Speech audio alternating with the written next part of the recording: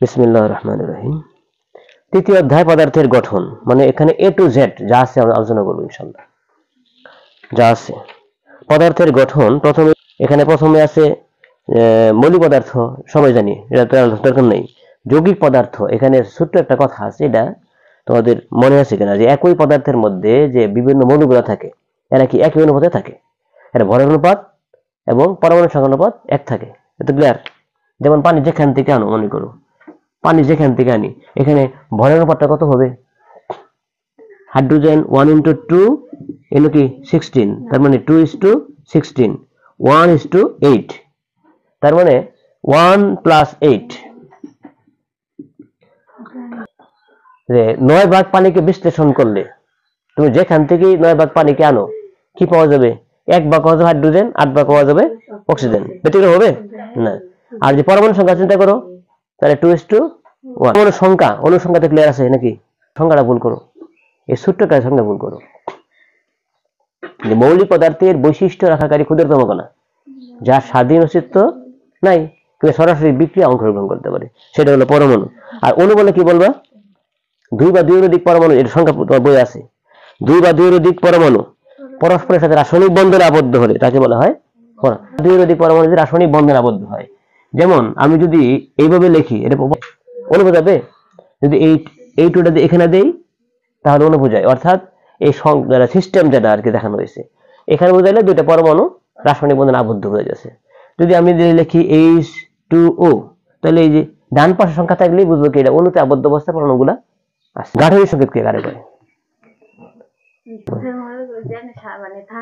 গঠন বিন্যাস দেখানো হয়, যে সংকেত দ্বারা অণুতে পরমাণু সমূহের গঠন বিন্যাস প্রদর্শন করা হয়, দেখানো হয়, সেই সংকেতকে বলা হয় গাঠনিক সংকেত। গাঠনিক সংকেত ক্লিয়ার আছে?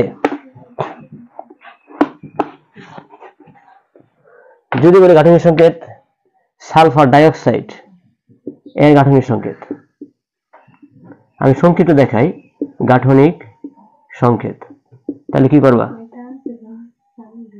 কেন বের করবা? আগে জানতে হবে কার যোজনী কত।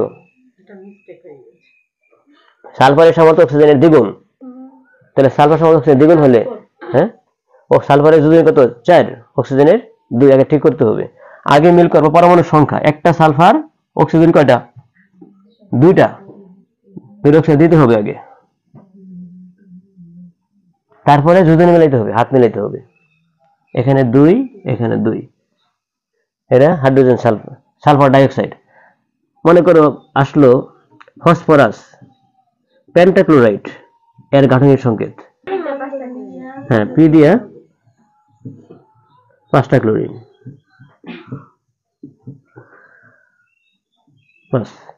আচ্ছা, এখন যদি একটু কঠিনের দিকে যাই, মনে করো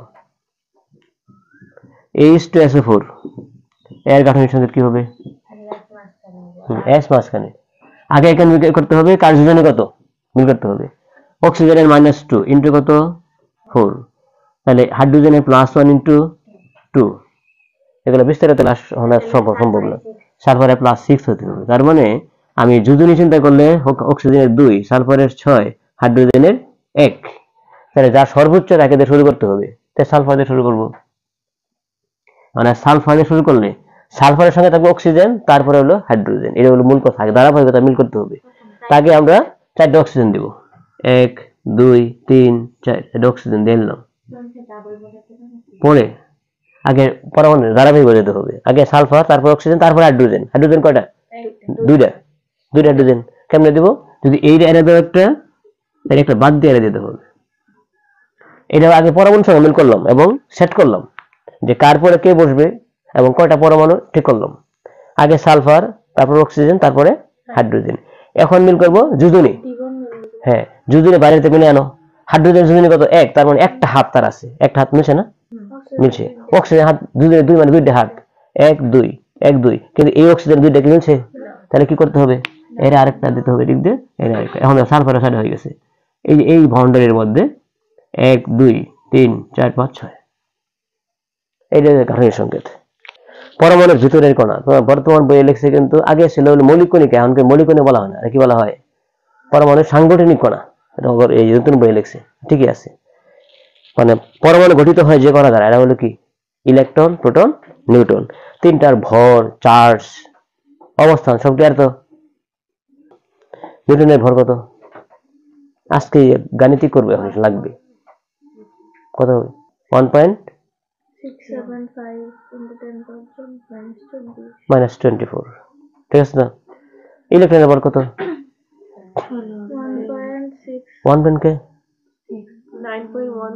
9.11 10⁻28 গ্রাম।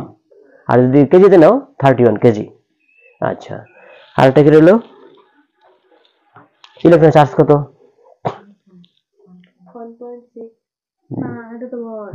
না না না, ঠিক আছে, 1.60 10⁻19 কুলম।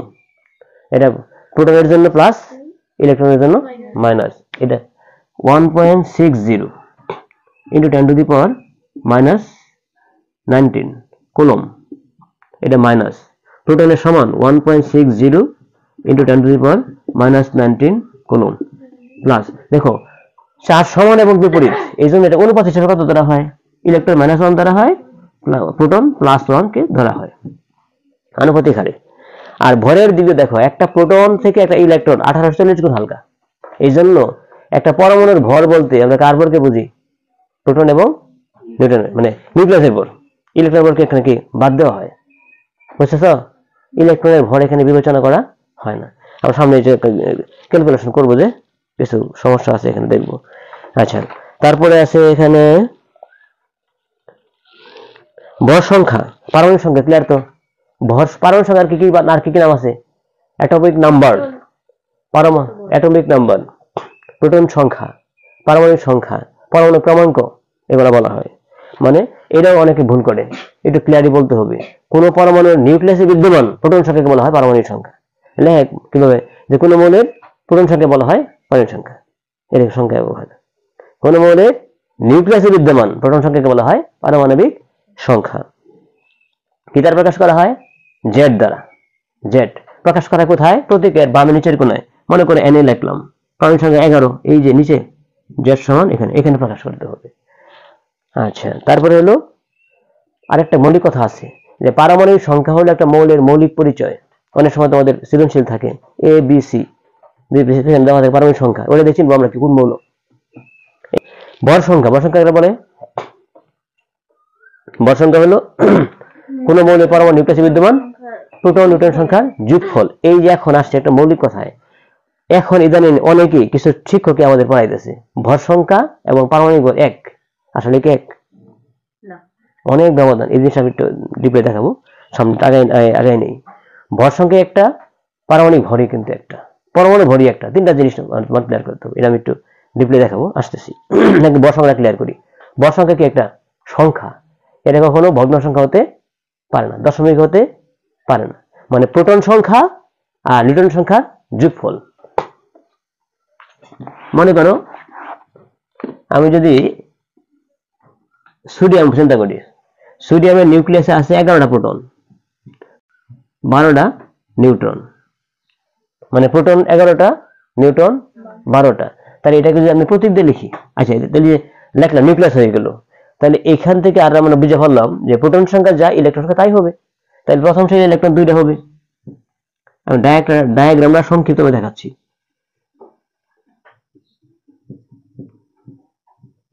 ইলেকট্রন সংখ্যা তাই, মানে প্রোটন সংখ্যা যা ইলেকট্রন সংখ্যা তাই। নিউট্রন সংখ্যা আছে 12টা। এটির প্রতীক দিয়ে দেখাও, তাহলে কি হবে? যেহেতু প্রোটন সংখ্যা হলো 11, বুঝে ফেললাম কি এটা সোডিয়াম, মানে বললাম না প্রোটন সংখ্যায় তার পরিচয়, তার মৌলিক বৈশিষ্ট্য, তাহলে আমরা বুঝলাম সোডিয়াম। বামে কি দেখাবো? 11। এখানে দেখাবো ভর সংখ্যা, এখানে হবে 11 যোগ 12, 23। ভর সংখ্যা হলো 23, এখানে 23 দেখাইতে হবে। শেষ। এটা প্রতীকের সাহায্যে, এটা ডায়াগ্রামের সাহায্যে একই জিনিস দেখাইলাম। তাহলে ভর সংখ্যা হলো প্রোটন সংখ্যা এবং নিউট্রন সংখ্যার যোগফল। এটা কখনো ভগ্ন সংখ্যা হতে পারে না। এদের সঙ্গে পারমাণবিক ভর কখনো মিলাবো না, পারমাণবিক ভর ভিন্ন জিনিস। সোডিয়ামের পারমাণবিক ভর কত? 23 না? কিন্তু এটা কি ভর সংখ্যার বিষয়ে মিলবো? 23 না, সামথিং পয়েন্ট আছে, 22.20। পারমাণবিক ভর হলে 22.99, এইটাকে আমরা 23 বলি। এটা কি এক হয়ে গেল জিনিসটা? তো ভর সঙ্গে একটা, পারমাণবিক ভর কিন্তু আরেক বিষয়। এইটা আমি একটা বিস্তারিত আলোচনা করব। তারপরে আছে রাদারফোর্ড মডেল, বুর মডেল। এটা ভালো করে পড়বো একটু, যে বর্ণালী কেন তৈরি হয়। একটা পরমাণু যখন একটা পরমাণু ইলেকট্রন উপর স্তর থেকে নিম্ন স্তরে আসে, আলো বিকিরণ করে না, শক্তি ছেড়ে দেয় না, এই শক্তিকে যদি বর্ণালী বীক্ষণ যন্ত্রে মানে প্রিজম দিয়ে পাঠানো হয়, প্রিজম দিয়ে পাস করানো হয়, তাহলে বর্ণালী তৈরি হয়, অত রেখা তৈরি হয়। এটা বলা হয় কি পারমাণবিক বর্ণালী। প্রিজম দিয়ে পাঠানো হয়, প্রিজম তো বুঝোই।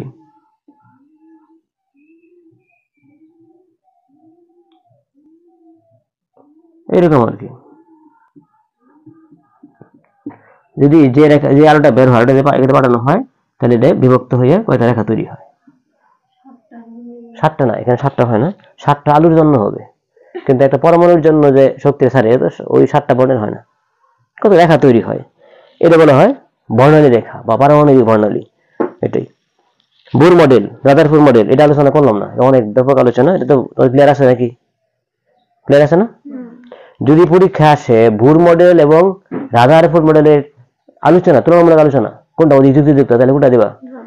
ত্রুটি দিবা এবং সাফল্য দিয়ে দিবা। বুর মডেলের সাফল্য এবং ত্রুটি কিছু উল্লেখ করে দিবা, তাহলেই হয়ে যাবে।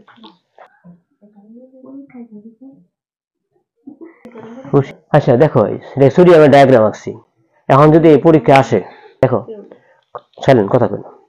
এখন যদি সোডিয়ামের ডায়াগ্রাম আঁকি, এই ডায়াগ্রাম আঁকলাম, সর্বশেষ ইলেকট্রনের কৌণিক ভরবেগ যদি আসে, কি করবা? সর্বশেষ ইলেকট্রন সোডিয়ামের, তাহলে M B R NH by 2 পাই। এখানে আগে লিখতে হবে n সমান কত লাগবা? 1 2 3 লিখতে হবে। h এর মান 6.626 10 টু দি পাওয়ার -34। এটা কি minus metre square KG per second, metre square KG per second. আর কি এখানে? আর বাকিটা তো পায়ের মান, তো ধ্রুব সংখ্যা জানি, মানে মানগুলো বসালেই হয়ে যায়।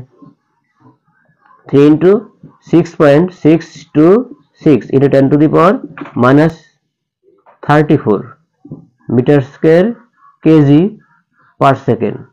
আর এখানে লিখবো 2 into 3.1416। এখন যা আসে একক কি হবে? হ্যাঁ, এককটা তোমার সমস্যা ভুল করো, একক লিখতে হবে। একক যেখানে যে এককটা আছে ওইটাই কিন্তু এখানে হবে, metre square KG per second, ওই এককটা এখানে দিতে হবে। ওটা দেওয়া যায়। ইলেকট্রন বিন্যাস,